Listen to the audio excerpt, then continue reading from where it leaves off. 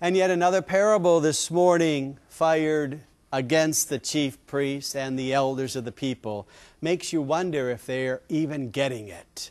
Today's parable relates the story about a very generous king who invites many to share in his joy at the wedding banquet of his son, but everyone refuses for various reasons, perhaps some very legitimate and perhaps not. That's not the story, at least this morning. In the story, the king wants his banquet hall filled, and he has servants call out to anyone, to everyone, to join in the feast. And when the king arrives, there is one who is oddly dressed. In fact, not dressed at all for the feast. And the king's judgment is directed at this one poorly dressed figure. It's that wedding garment image that stands out in the parable.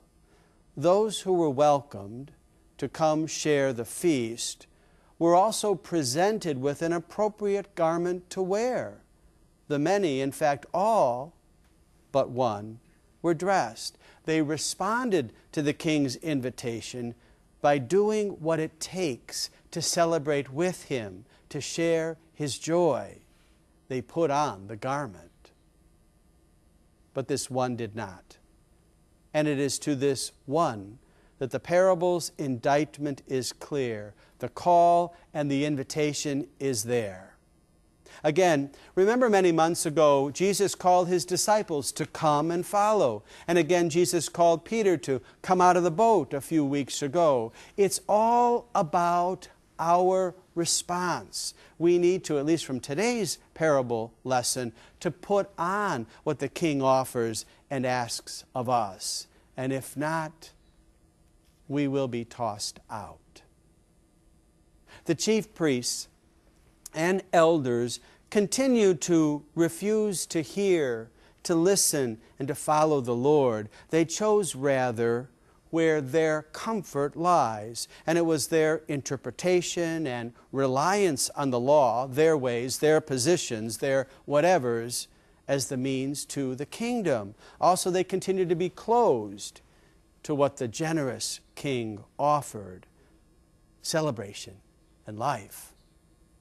And they stuck to strict adherence to and reliance on their religion, their laws, as a means of personal gain. But the summons is clear in today's parable. Now what, you might ask? We are invited to reflect on our own lives, our own choices, our own practices, and are these, all of these, of God? Are these in the spirit of the Master?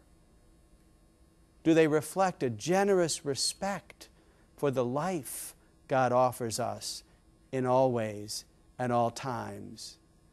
And are we willing to put on Christ? May we choose Christ in all our words and in all our ways this week. Amen.